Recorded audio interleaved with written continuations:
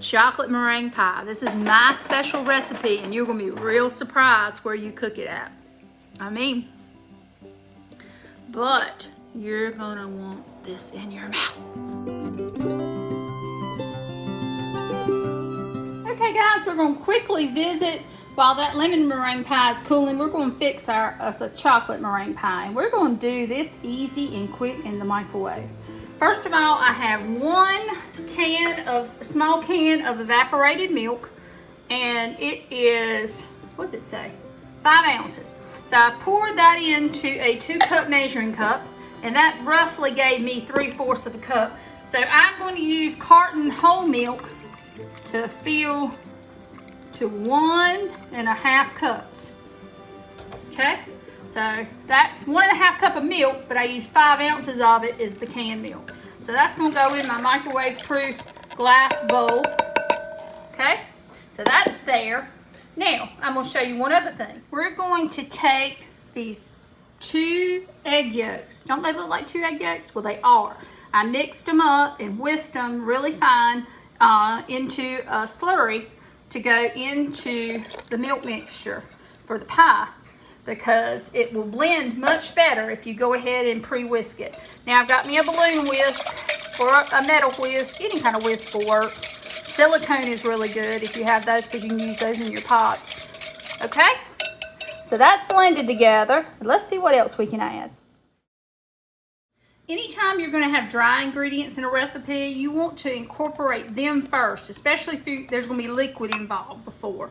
So I'm going to take 1/3 cup of regular all-purpose flour mixed in to 1/2 cup of cocoa, and this is just regular cocoa from Hershey's, and today I've got King Arthur's all-purpose flour, and I set that flour in there, but that is 1.25 cups of pure granulated sugar. I told you we were going to use sugar, y'all, and I'm getting better with this one-hand thing.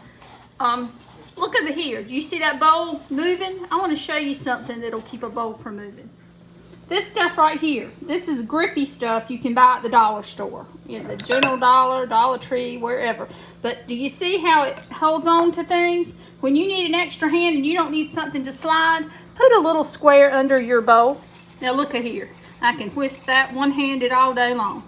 But what we want to do is incorporate everything, so when we mix it in the other bowl, because I didn't sift that flour, I'll be honest with you, I'm just using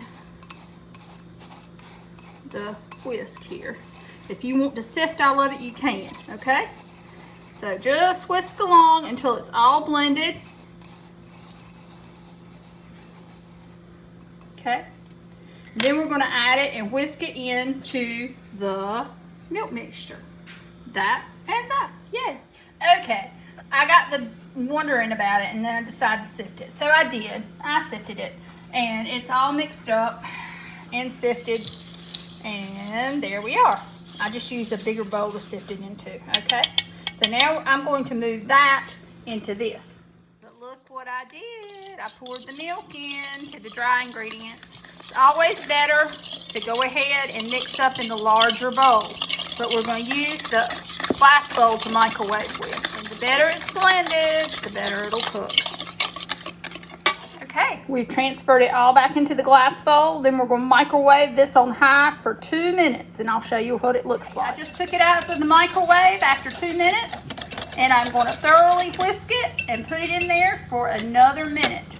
Okay, I just took it out of the microwave for the second time after another minute. Do you see that it is still getting a little thicker, but we're still not there yet?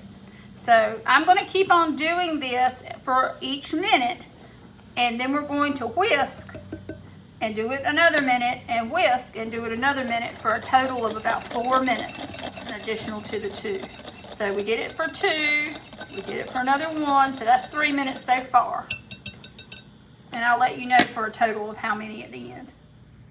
Okay, after stirring and whisking for 2 minutes, and then taking your time doing it in 1 minute increments, excuse me, you're going to end up with something that might scare you. What have I done? It's okay. We're going to whisk it and get it looking right. Okay, this is why it's so important to whisk. So it looks like a pie filling. See, there, it looks like pudding. Now, I think we're going to do it for 30 more seconds because it moves too much. Do you see how it goes back to the center too much to suit me?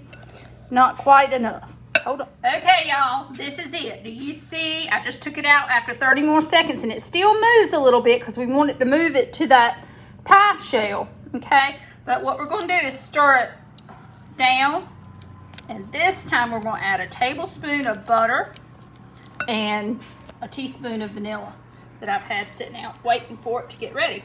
Come on, little piece of butter. Come on. Now all of the butter and the vanilla's in. So I'm going to hide the butter underneath. That'll help it melt faster, okay? And after it's all melted, we're going to whisk it one last time, and then we're going to pour it into the pie. That's what you want it to hold its shape. Do you see that? It mounds up like icing, okay? But it's still got a little bit of give to it so we can get it in the pie shell. But you just take the whisk. We're going to incorporate that butter. You'll notice how shiny it gets. Look at there, y'all. Now, if you happen to get a little bit onto your finger, be careful when you're cooking this stuff. Go ahead and rinse it with cold water. When you're cooking anything, I caution you to be careful about slinging stuff on yourself. All right, there we go. That is all mixed in and silky and creamy. Look at that. That's homemade chocolate pudding, y'all. You could cool it off and eat it with a spoon, but it's chocolate pie filling. It's going to set up. All right, I'm going to put it in that pie shell. We pre-baked those pie shells. Okay. Hold on. It was just enough pie filling. Y'all see I got my measurements worked out. It fills a pre-baked 9-inch pie shell perfectly. Now, this is dedicated to my dear brother-in-law, whom we love dearly, Tony Harrison. This one's for you, buddy. Okay, we're going to finish off these 2 pies with some meringue. In here, I have 6 egg whites. We've got some regular granulated sugar, a 1/4 teaspoon of vanilla, a 1/4 teaspoon of cream of tartar, and a spatula or a stirrer. And we're going to whisk these up to high, but we've got to put the 1/4 teaspoon of cream of tartar in it.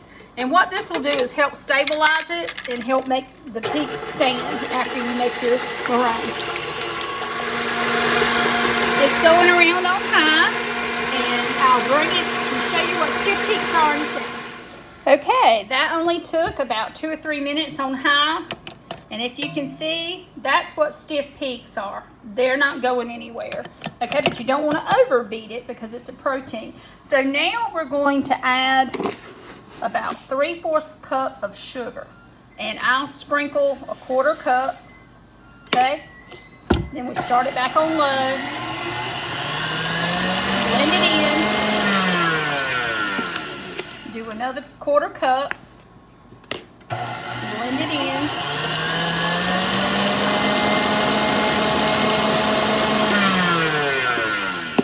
And then do the last one. And when I do the last one, I go ahead and put the 1/4 teaspoon of vanilla. Okay, and add that. And we're going to blend it up until it's all mixed in.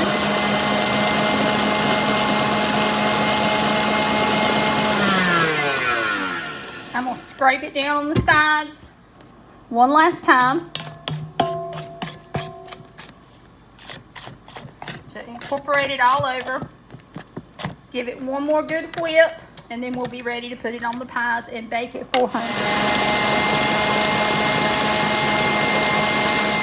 Okay, I've covered both.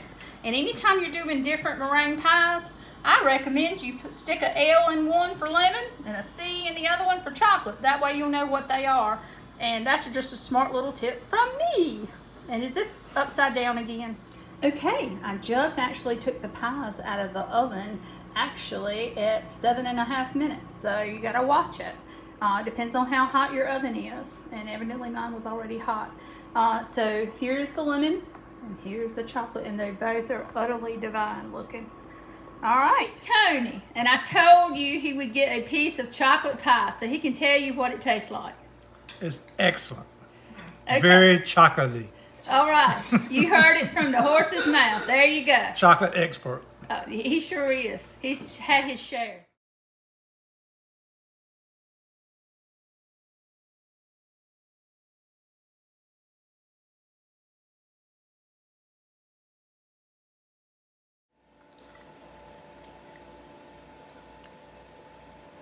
You're not supposed to see this part. I'm eating it all.